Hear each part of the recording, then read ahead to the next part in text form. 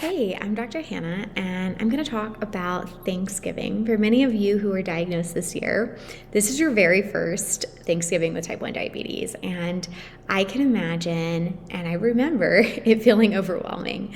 I've had a couple people come into my life recently with questions about how to navigate this as a first-time Thanksgiving. So someone who was just diagnosed this year. And it's such a great question because it appears there's so much unknown. There's unknown in the timing of the meal and the appetizers and how that's going to be. There's unknown in what our family is going to think about us for the first time having to do all these things around blood sugar balancing and taking insulin for the meal. There's unknown in how many carbs are going to be in the dishes that different family members make or contribute to the meal. And then there's unknown in all of the other factors that can come into having a group of people together. It's so much harder to kind of micromanage our timing or micromanage our carbohydrates when we're in a group setting. And Thanksgiving is such a great opportunity to learn how to do this in a way that feels good. So I did some writing about what I thought would be the most helpful for myself to hear when I was 13, 14, 15, my first couple of Thanksgivings. What would have been helpful? To start with, what's important is to kind of take a bird's eye view on the day of Thanksgiving, because that really puts it into context of what we're talking about and the priorities of what we're talking about for this day. So Thanksgiving is one day out of the whole year. So it makes up a very small proportion of where our blood sugars lie.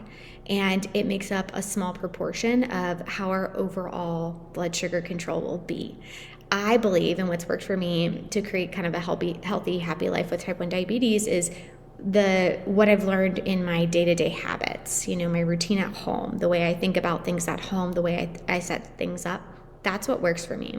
So my routines and the day in and day out, that's really what matters for long-term, what we call kind of chronic disease management, or wanting to reduce outcomes in the future that we may not want from side effects of high blood sugar for a long time. So just know one day isn't going to create a massive concern for future health. And I think that's important as we look at this. What is important, and the most important thing to me today, kind of where I am in this chapter of life for Thanksgiving, is how I feel in the moment. So I want to be at a place where my blood sugars are balanced most of the time throughout the day so that I can show up and connect with a family that I haven't seen in a while. I can talk to friends, I can feel clear and present and feel good in my body and really enjoy and kind of squeeze all the good out of the day. So that's my main intention with good blood sugar control as we go through these events that are more rare. So Thanksgiving, Christmas, Halloween, Valentine's Day, those are once a year. We don't have to nail them every single time to be okay.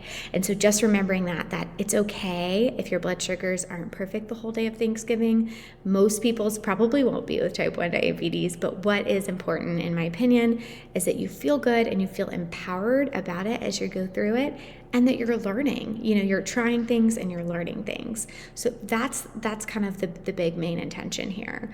And so as we go through kind of some tips that I have, I want mindset to be at the root of this for you as you're putting it together, because that's what's going to help you feel good and empowered about it.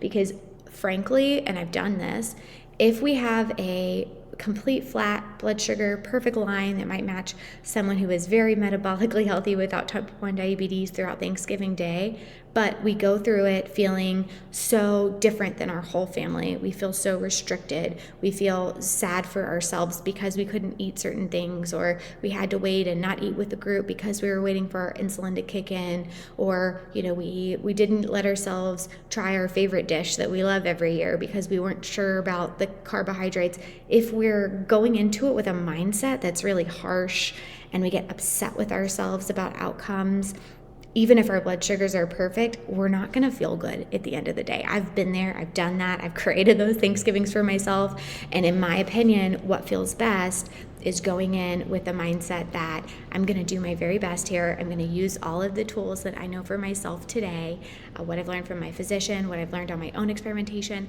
I'm going to use those, and I'm going to be okay with the outcome no matter what it is. And if I mess up a little bit, my blood sugar peaks higher than I want it to be, I'm not going to get upset with myself. I'm just going to say, hey, this is a great learning experience. What could I have done differently to prevent that? Maybe I could have taken my insulin 20 minutes earlier. Maybe I could have thought about, putting more insulin on board for dessert ahead of time since it came right after the meal. There are all these things, that we could think about in retrospect and pull a lesson from.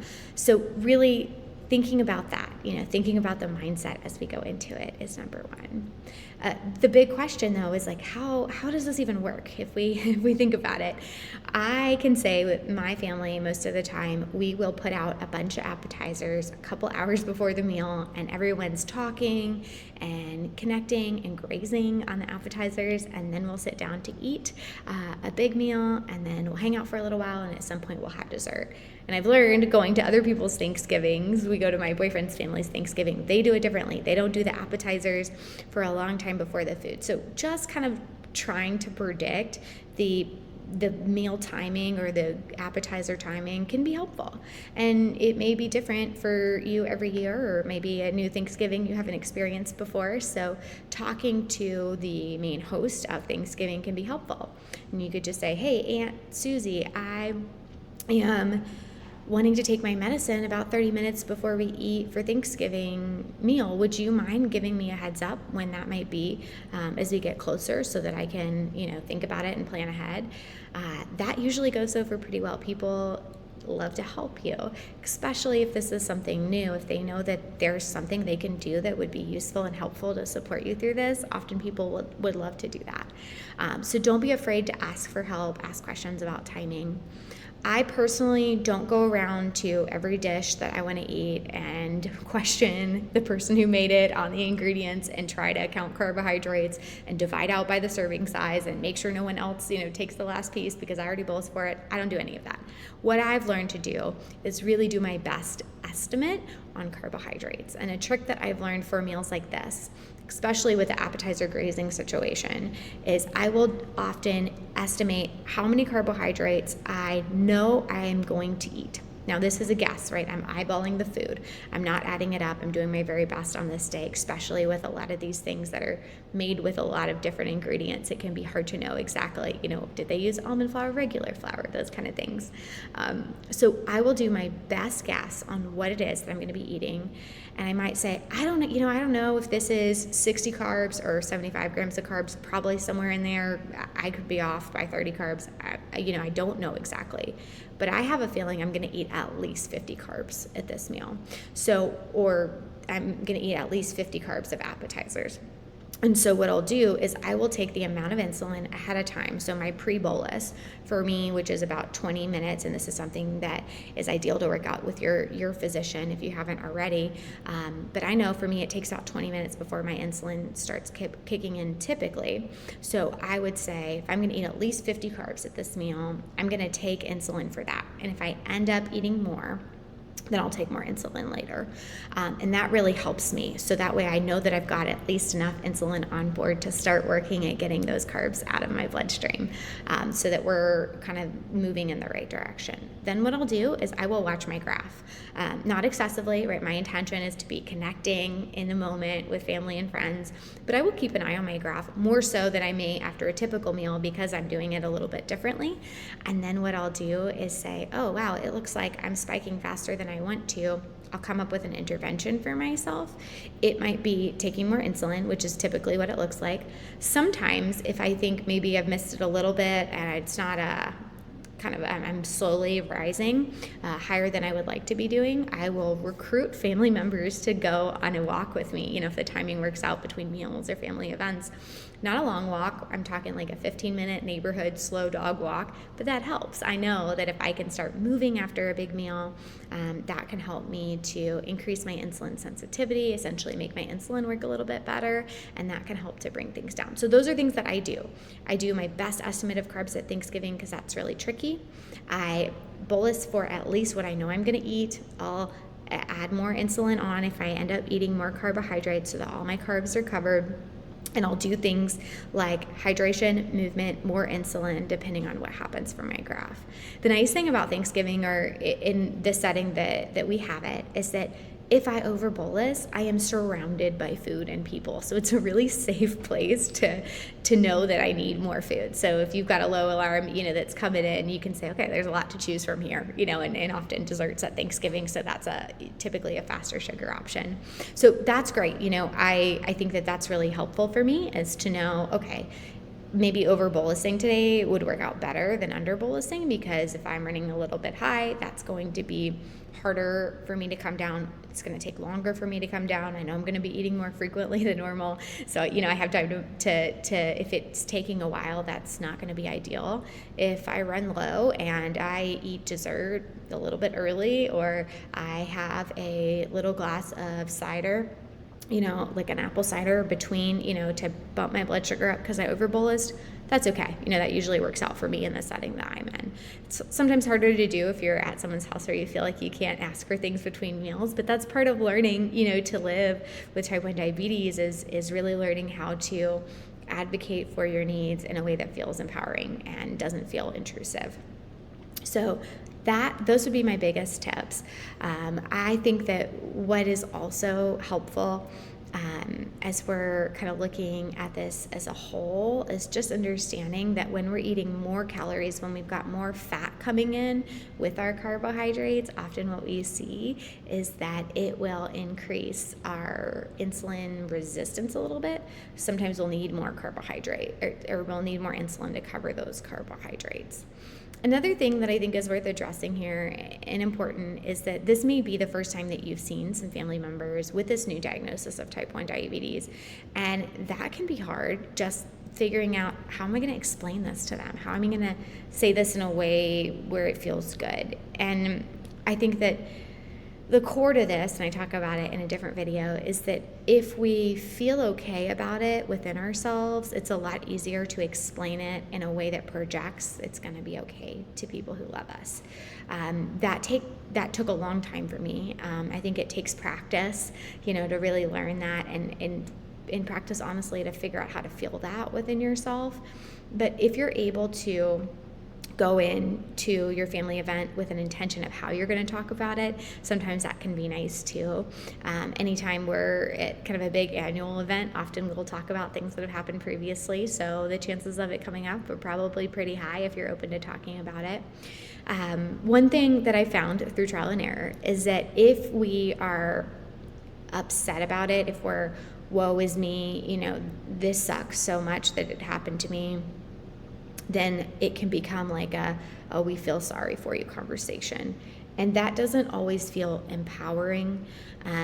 What feels best for me is, even when it's hard and it's frustrating and maybe I'm not at a place where I'm fully at peace with it, if I'm able to say, this is what happened, I'm diagnosed with this autoimmune disease, I need to take insulin for the rest of my life because my body doesn't make this hormone insulin anymore that we need, and the amount that I need of insulin changes depending on what I'm eating, what I'm doing, it's changing often. Understanding that, and then saying, it's been a really hard year. It's been a lot of adjustment to get used to this. I've had to go through feelings of, what is this going to mean for the rest of my life? I've had to spend a lot of time figuring out how to do it, and I'm still learning, and it's challenging, but I'm at a place where I understand that once I figure out how to live with it, it's going to be okay. I'm going to live a long, healthy, happy life, once I learn what works for me around it. If you can say that to people, don't sugarcoat it. I don't think that's helpful. But summarize the parts of you that you know to be true that are going to make it okay in the long term, and say it's been a challenging year, but, there's a direction here that's going to feel good. It's going to get easier. I'm going to get better at it. I'm still going to have a healthy, happy life with it. if you haven't figured this out already, it's going to teach you a whole lot about yourself, about health in general, about life in general. There's a lot of good that will likely come from it as well. And just remembering those things, if you can translate those to the people that you love, that helps to prevent the "we feel so sorry for you" conversation, which is never fun, in my opinion, to be on the receiving side of. The last thing that I want to mention is that no matter how it goes for you, no matter how your blood sugars are during the day of Thanksgiving, if it's higher or lower, than you desired, if you're able to look back on it and take one lesson, that's a win. And I think the biggest win is to look back on it, understand that you did your best and you're still learning and it's going to be okay. If you're able to positively talk yourself through an outcome that you don't like, that lesson is so beautiful, because we will have trial and error and new overwhelming situations, for the rest of our lives. And ideally for you, they'll feel less and less overwhelming, as you go through them. But sometimes we learn by trial and error. Sometimes I learn what my body needs from insulin or walk or whatever it is, because my blood sugar gets high. That's how I learn. If I'm over bolusing for something, or I got the timing way off and I get super low, I learn the lesson, and so I think that you're not necessarily going to just have these perfect outcomes that are always perfect.